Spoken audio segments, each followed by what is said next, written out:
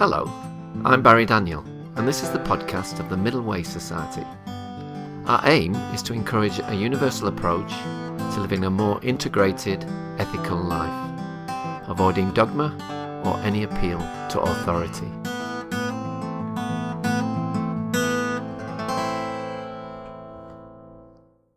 My guest today is Bjorn Ihler, who is a peace activist, writer and filmmaker working against dogmatism, particularly in the forms of racism, hatred and violent extremism. His work is greatly founded on his experiences as a survivor of the attack on Utøya Island in Norway in 2011. He's written numerous articles for national and international newspapers.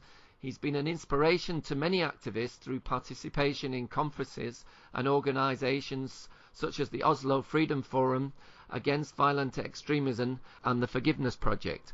Bjorn has a degree in theatre and performance design and technology from the Liverpool Institute for Performing Arts, and in 2013 he collaborated in the writing of the play The Events by David Greig, an account of a survivor resembling the events of the Utøya attack, and he's currently producing the film Rough Cut, Genocide and Crimes Against Humanity. Well, hello Bjorn, welcome to the Middle Way Society podcast. Hello. Well, could you begin, Bjorn, by telling us a bit more about your background?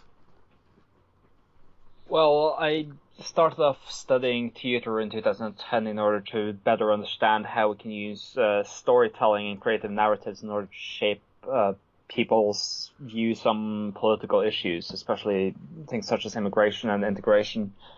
As I grew up in a very diverse neighborhood in Oslo and kind of wanted to find other avenues in traditional political debate to approach such subjects. And that's really something I've found very useful after what happened in 2011. Much of my work right now is kind of using storytelling as a tool in peace building, really. And I'm currently enrolled as a student taking a master's in peace and conflict studies, and it's proving extremely useful to have a background in creative narrative and shaping narratives for peace as such. Yeah. You said before the interview that you really resonated with the ideas of one of our members, Ed Catmull, the president of Pixar. What is it about his approach to work and creativity that you find very helpful?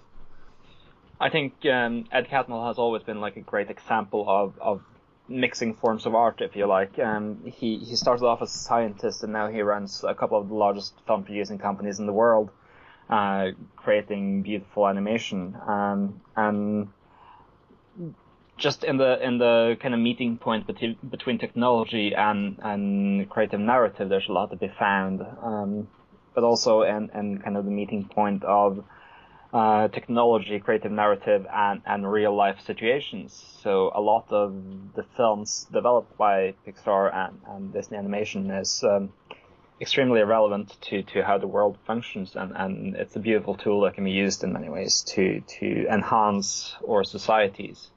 So I think that's an important aspect. But I also really enjoyed his book, Creativity Incorporated, where he describes the creative processes within Pixar, and especially the idea of the brain trust, which is a group of people working together to come up with even greater ideas than what an individual could ever accomplish. And I think that's something that can be applied in many other situations. Including in the activism that you're involved in? Yeah, definitely including in activism. We have so much to learn. We have so many ways in which we need to develop further and become even more efficient than what we are today.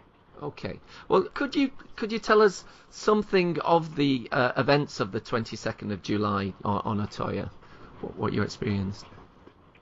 Well, I woke up on the morning of the 22nd being really tired as I arrived at Utya Island the night before, and it was a summer camp, and loads of young people had gathered, and people were playing football and flirting, and I was staying up all night the night before, chatting with people around the campfire, although there was no campfire as such.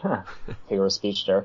But anyway, we were tired and kind of crawled out of our tents and into various meetings that were going on the island, where we were learning about such things as educational policies, and I went to a meeting about Western Sahara and the current occupation there, and we listened to this lady speak about how it is to run youth politics in Western Sahara, a country that's currently occupied by Morocco, and where shootings and attacks sometimes occur. And I remember sitting there and kind of thinking, this is so far from my reality. Yeah. And then moments later, we were in a quite similar situations in some ways. And well, after the meeting on Western Sahara, everyone was gathered, and we were told that there had been explosion in Oslo, which is my hometown and the hometown of many other people who were there. So we shared mobile phones and looked at pictures, and it really looked like, our hometown had turned into downtown Baghdad or something like that. The explosion was so severe, and it was really evident that something had gone terribly wrong. Yeah. So we stayed around and discussed what had happened in Oslo. We tried to get hold of friends and family for a while, and after a while we started hearing these popping sounds, and I didn't recognize the sound of a gun at that point. But to me it sounded like fireworks or something like that. I thought someone was trying to scare us in hindsight, kind of after what had happened in Oslo. And after a few minutes, we saw, I was in the camp area, kind of in the main part of the island at that point, and after a while I saw a man dressed in dark clothes walk up over a hilltop in the center of the island, and some people ran towards him, and he lifted the gun and shot them straight down. After which I turned around and ran into the woods along with a group of friends. And kind of immediately after getting into the woods and out of sight from the main camp space, I lay down on the ground and called my father. And after kind of trying to explain to him what was going on and get a better understanding of the situation, I went down to a track that goes around the island. And I spoke to people, tried to get them to be quiet and hide. And along that track was a little boy. He just sat there.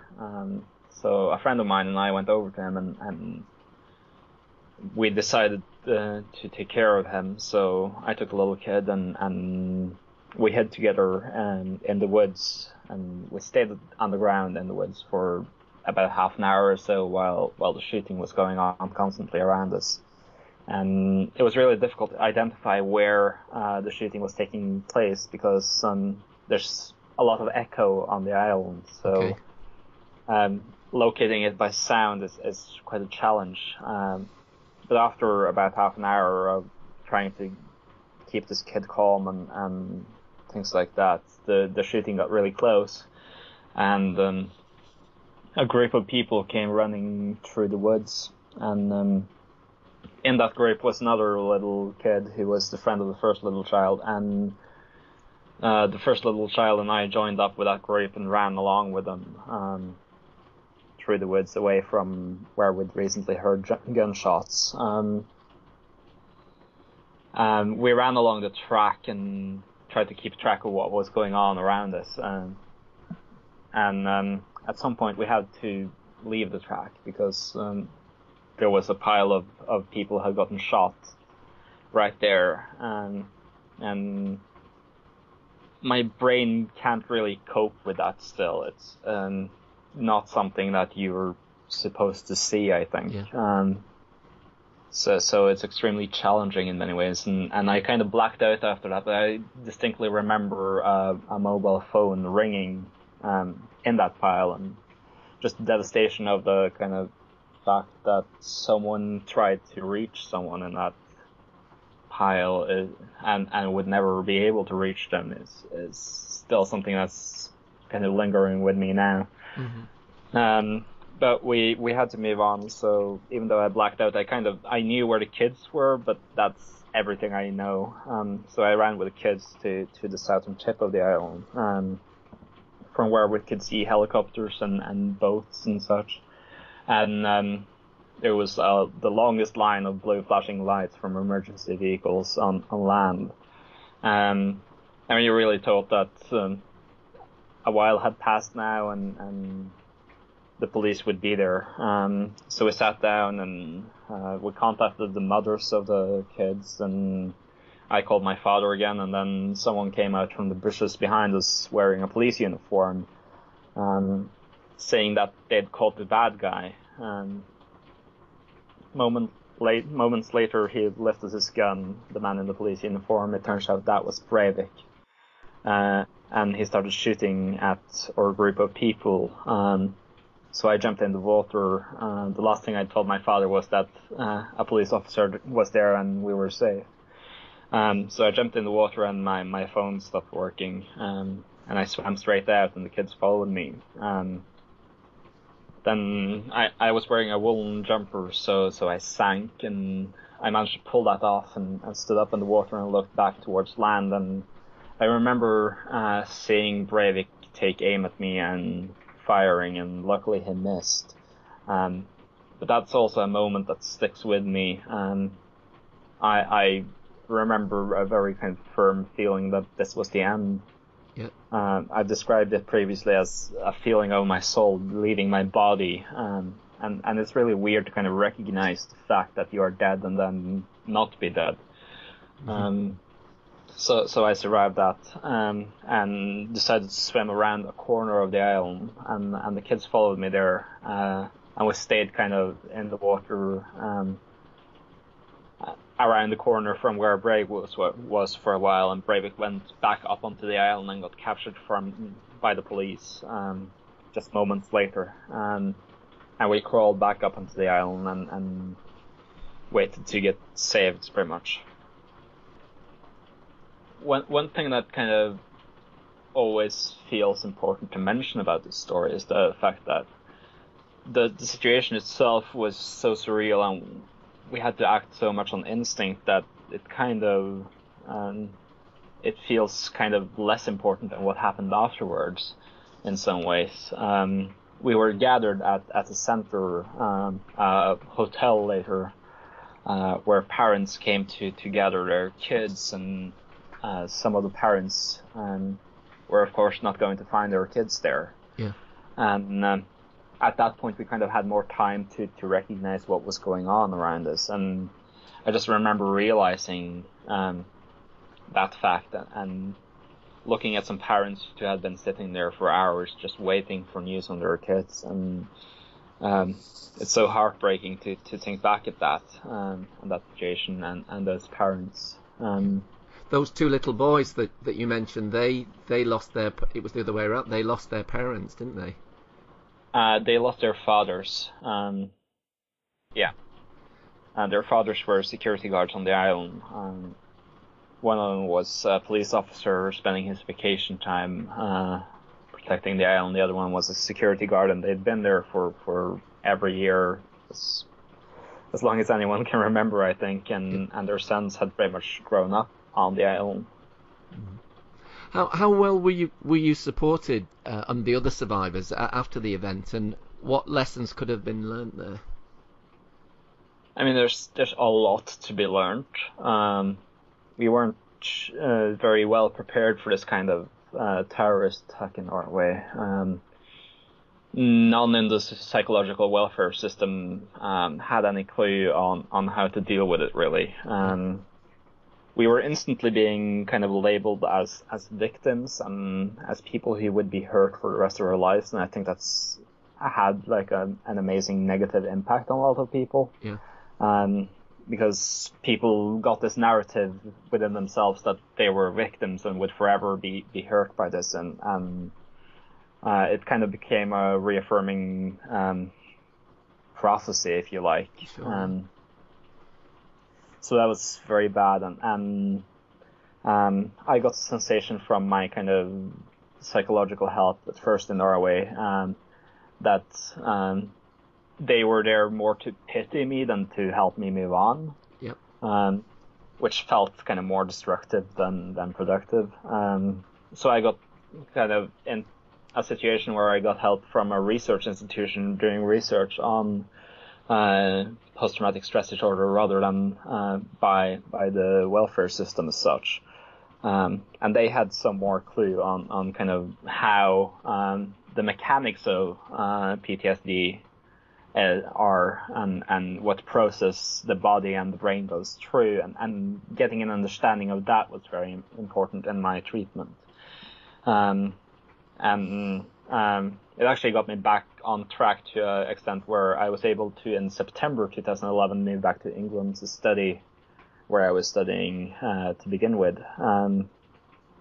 After a while in England, I was going back and forth between Norway and England for quite a bit, and then in 2012, in the fall of 2012, I started getting support from a gentleman in Liverpool who had been working with the army and the police for ages and really understood kind of the processes of post-traumatic stress, but also how to move on with your life. And he really helped me push through my bachelor's degree, and I think that was extremely important in kind of regaining my own life and control over my own life, if you like. Yeah. Part of the post-traumatic stress therapy is about telling the story. What is the rationale behind that, and how has that helped you, do you think? Well, the rationale from kind of the psychological side is that when you tell your story, you in some ways relive it, and if you relive it many enough times and at the same time recognize that it doesn't have an actual impact on you, you will realize that it's no longer a threat to you, it's no longer a danger to you, so you will stop having the physiological reactions. Yeah. And that will go down, and in many ways, I think that's a very good way of kind of dealing with the physiological reactions to your psychological problems with the story. I do, however, think that there's a prolonged process of telling the story that's important. And I've kind of explained it through something I called artistic treatment. By telling the story, you take control in some way of what happened to you, and you become in charge of your own story. You choose which medium to tell it, and you choose how to tell it, who to share it with. And in some ways, it's about sharing a burden with someone. We are more people carrying my story now than we were 10 minutes ago when this started.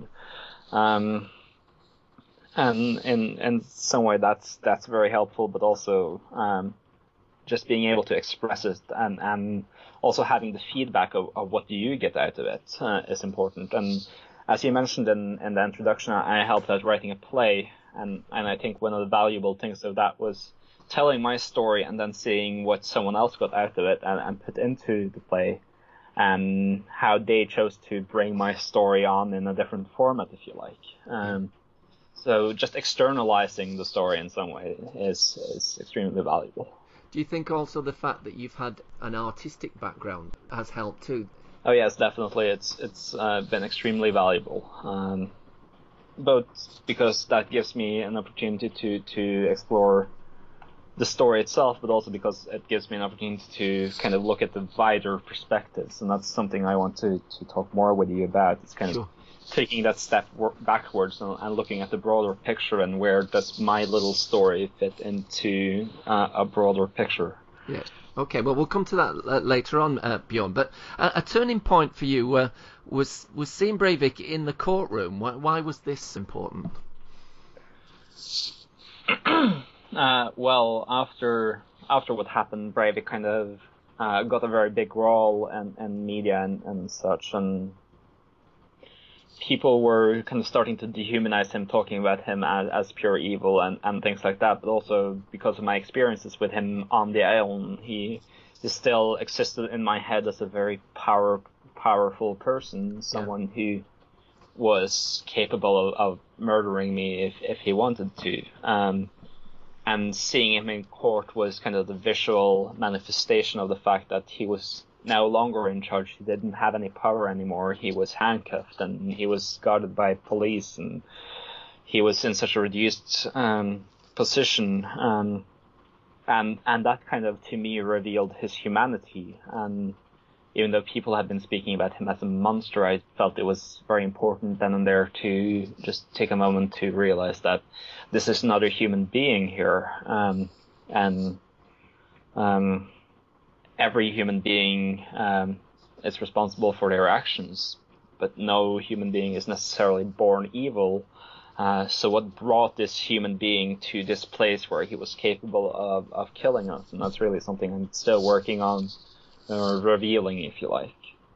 Could you describe the impact that this whole event has had on Norwegian society? Well, there's definitely a kind of the event stays with Norwegian society in many ways. It's constantly part of the public debate and things like that. We've kind of always focused more in Norway on the threat of Islamic terrorism, and we're kind of back to that, and I think that feeds into a narrative that's not necessarily healthy when it comes to right-wing extremism. So in many ways things are exactly the same as how they were about 4 years ago. I think in the immediate aftermath of what happened, there was a greater sense of unity in Norway. Yeah. And we had the sense of a more inclusive society, and I think in some ways that's been very good. But we kind of reverted back to how things were in that sense as well. So there hasn't been much change. From a perspective from the UK, a lot of people thought it was a very mature response, especially when Breivik wanted to be declared sane, and I can remember there was a poll or a survey of the Norwegian population, and they agreed with him. I mean, it just made me think if there'd been some like the equivalent of in the UK, we had a horrific murder event in the 60s. It was called the Moors murderers. The guy called Ian Brady, if he had wanted to be declared sane, everyone would have said he was insane, or if he wanted to be declared insane, everyone would have gone the opposite way. But there was a sort of feeling that people looked at the evidence and said, well, yeah, okay, fair enough. What were your thoughts on that? Well, I think, first of all, the kind of evidence base of sanity was fairly strong. And at the same time, I also think it was extremely important to recognize Breivik as sane, because sanity kind of gives him responsibility to another extent than if he was declared insane. He couldn't have been trialed as a criminal if he was insane. And I think for a lot of people to cope, it was important that this was something planned and performed by a sane man rather than act of insanity from someone insane. And also, a lot of that's tied into Breivik's ideology and the fact that we couldn't declare everyone kind of supporting the same ideology insane, because that's such a large group. In a lot of ways, that has been very helpful in trying to work against ideology, because we need to recognize that the ideology is actual. It is an ideology that belongs to a large amount of people. And those people are not insane, and that also kind of feeds into the fact that people try to dehumanize Breivik in some way, and the recognition of his humanity, as I mentioned earlier. Yeah, and just staying on the subject of responsibility, would you say the sentence was appropriate? Yes. One of the kind of discourses after what happened was whether we should change the legal system or not in Norway in order to be able to deal better with this kind of terrorism. And my very strong argument was that we shouldn't give the terrorists the power to change the core values on which Norway was built. Yeah. And we have a prison system now which allows for a maximum sentence of 21 years, and then you can get additionally imprisoned for 4 years after a hearing, and then 4 years after that again, and so on for the rest of your life. But fundamentally the prison system is based on people's ability to be reintegrated in society. And that means we have a very low rate of repetition. Repeated crimes are very few in Norway. Yeah. So the system actually works in that sense. But this was also a chance to demonstrate that it works on crimes of a larger magnitude, if you like, and that it was able to deal with this in a similarly humane way to how Norwegians generally deal with these sorts of issues. Norway and the Scandinavian countries in general have been at the forefront of restorative justice and getting perpetrators and survivors together, and it's often been very successful. Could you imagine, from your understanding of Breivik, that he could ever go through that process?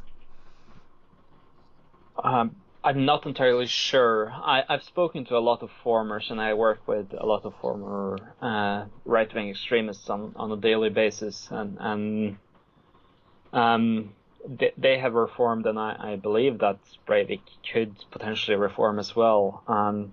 But I'm not sure how he's going to be able to cope with what he's done and just the magnitude of his extreme actions. So it's really difficult to envision a reformed Breivik in many ways. Yeah, you said that that forgiveness is perceived somewhat differently in Norway than in the rest of the world. Could you say what you mean by that, and how that would relate to an extent to Breivik and the events? Well, forgiveness, as it's understood in Norway and also other parts of the world, is kind of allowing for what happened, saying that it was okay in some ways. That's very often how we perceive the concept of forgiveness. How it's kind of used in other parts of the world, as I referred to in that quote, is more as a process of reconciliation, of understanding what happened, recognizing what happened, but then also being able to move on in a constructive way from that, often with a basis in what happened.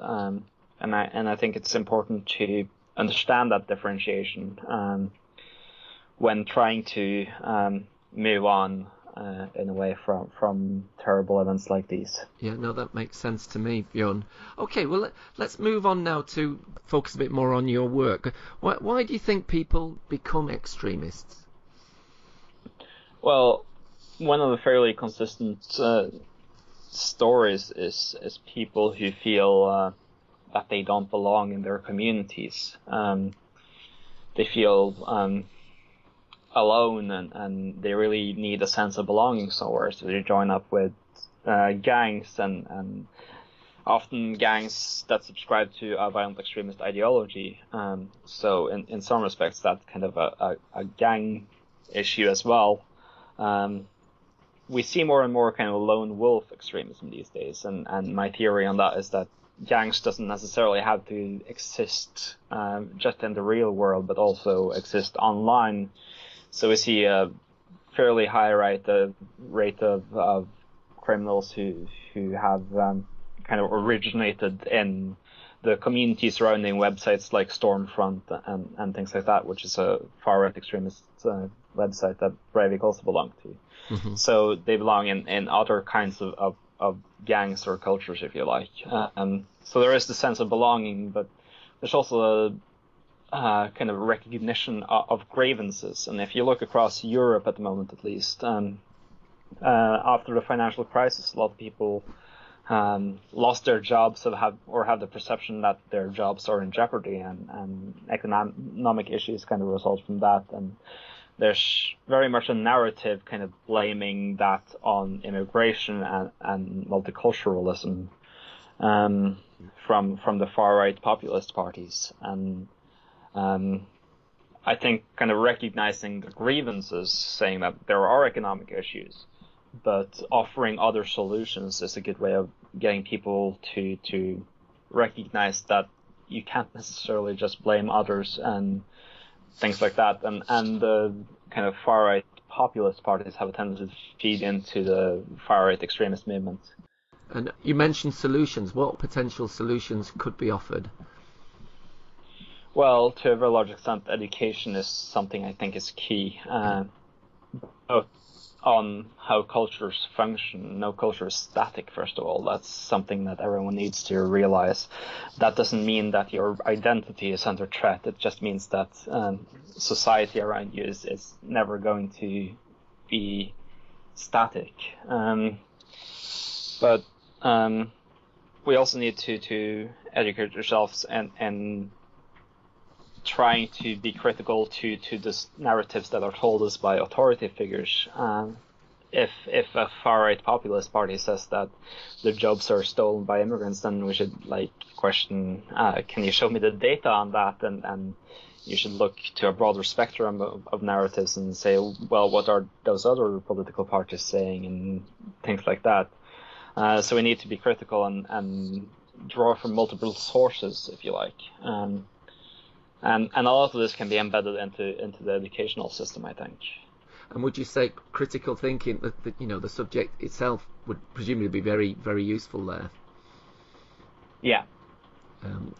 What about in your own country? Is that something that's part of the education system? Well, it is supposed to be embedded in the education system. I think it would be better to have separate subjects on it, things like that. It's integrated in other subjects now, I think. But it's something we always could improve on. I myself went to an international baccalaureate high school, and we had something called theory of knowledge, which was a subject purely focused on critical thinking and learning about using a diversity of sources and questioning everything. And questioning everything is really one of my life mottos after that. What age did you start that, Bjorn? I don't know. I think I've always kind of naturally been drawn towards it. And I've always been reading philosophy and things like that. And it's always kind of fed into a critical thinking kind of aspect of my life, I guess. Yeah. But do you think education would benefit if critical thinking and philosophy was actually taught from a very young age, from 4 or 5? Because certainly in the UK, it's often something that people only start studying when they're 16. And it's I think it would be very helpful to learn that at an earlier age, and I think it also would create healthier communities for kids to grow up in. Yeah. I think it would help on issues related to bullying and all of that in the schoolyards from a very young age, and that could potentially be quite positive. Yeah. What about mindfulness? Do you think that would help too? Mindfulness is what is really the definition of that? I looked it up earlier. I mean, mindfulness is more about sort of taking responsibility of yourself, I think, in many ways, and taking responsibility of your own ways of thinking and dealing with things. And if we teach mindfulness as that, then that could be quite helpful as well. You're responsible for your own behavior and your own thought patterns in some ways. So sure, yeah. you always have the opportunity of changing that through various processes. So I think that could be useful as well. Yeah. I think they also mindfulness training and critical thinking in some ways can go hand in hand, because with mindfulness, you're training yourself to respond more to experience rather than just react to it, and so you can actually take a step back, and then you can arguably think more critically about what's going on around you. Yeah, I mean, one of the things I constantly bring up in kind of talking about mindfulness and also about critical thinking is the ability to take a step back and look at the full picture, and understanding your context and your place really in a more complex picture, and kind of understanding and recognizing that is something that falls both into critical thinking and mindfulness. I do, however, think kind of mindfulness has a tendency to also be a terminology used by people who are very kind of touchy-feely kind of people, and I think in many ways when teaching this kind of stuff, it's useful to stay more grounded in reality, or something that more people can recognize and approve of.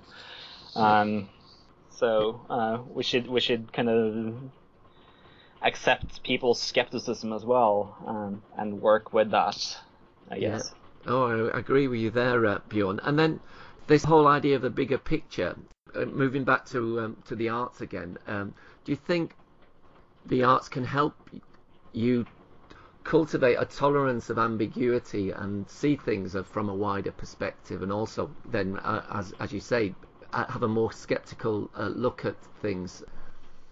I really think so, because art teaches you to explore, and it teaches you to question, and it teaches you to develop based on your exploration and questioning, right? So the process of creating art is really helpful in itself, but then also when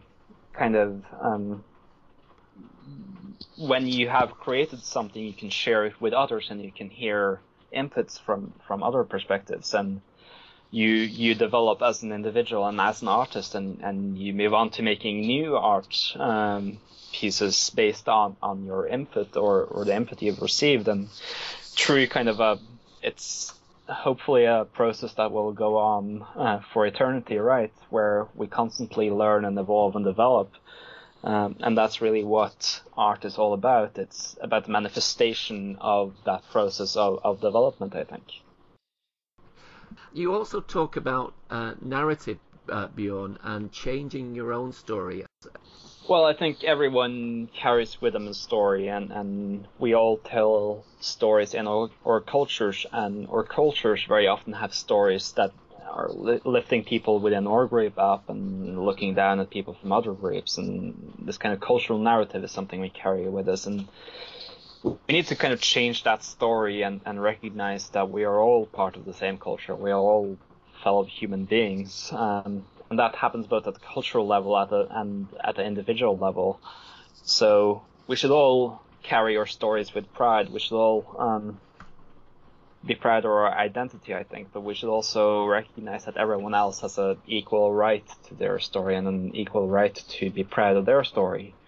And through telling our stories, we can break down barriers, we can get a greater recognition of other people and how they got to their points in their lives. So story here is really important, and the narratives we tell and the ways in which we tell them and the recognition of the impacts they have is something we need to look further into in order to understand how we can build more peaceful societies, I think. Okay, and then for other survivors of hate crimes, what support is there out there? That varies wildly from country to country. I'm kind of sad to say there's too little support out there, but it also depends a lot on kind of what kind of support you need, I guess. It's a very tricky question in many ways, because there is very little actual kind of organized support out there, but I guess the most important support is in people, and people have been really great in kind of embracing me and my story and other survivors of what happened. And I think when it comes to hate crimes, it's very important to get recognition for having survived something like that from other individuals. It's important to have the recognition that it was a crime of hatred rather than something else. And I think that's something you need to get from society and from the community surrounding you. So the greatest support is really to be found out there and in your community, from your family, from your friends, but also from neighbors you never talk to who recognize that, you know, this was horrible and it happened. Do you think we listen to survivors enough? I don't really think so. Or I mean, it's again difficult to say. We need to listen to survivors more, I think. We need to listen to stories of how people move on after pretty bad stuff happens to them, in order to also recognize that we are in our daily lives and our challenges able to move on. I mean, I listened to a guy who lost an arm and a leg in North Korea while gathering coal to feed his family, and then he fled from North Korea through China 6,000 miles or something like that on crutches. And just listening to stories like that, puts things into a quite radical perspective. Sure. So it's not always about like recognizing that someone has it worse than you, because your own pain is also really real. But it's about recognizing that we're all on these amazing journeys, and they're all different, and they will have different challenges. But in the end, it is a unique journey, and it's your journey, and you need to recognize that for yourself, and you need to recognize the journeys of everyone else. And I think in many ways that's kind of the way forward.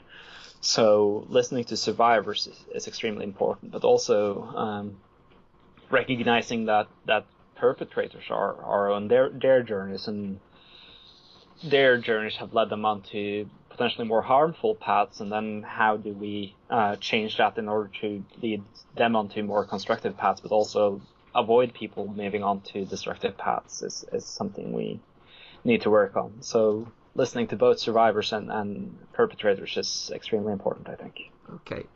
What is your understanding of the middle way, Bjorn, and how might that relate to what we've been talking about today? Well, I think for me, the middle way is very much about being able to take a step back and assess your situation and your surroundings. Because you need to understand your context and how things will affect you in order to move forward, and also move forward in a constructive way rather than in a way that might be harmful to your surroundings. But in order to do that, you also need to acknowledge kind of your grievances, and you need to take responsibility for the way in which you act on those grievances, and act on them in a productive way.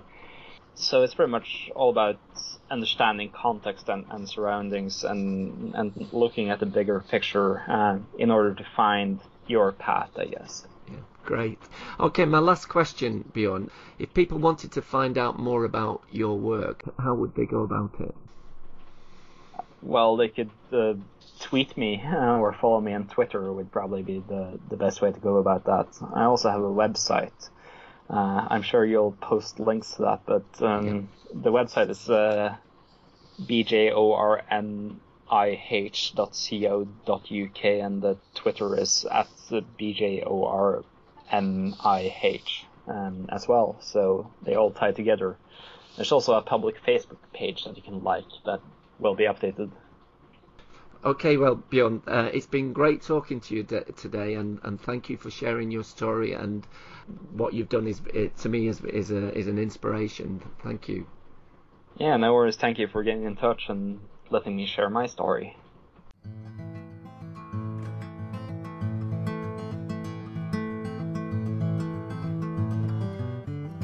You can find out more about middle way philosophy at www.middlewaysociety.org.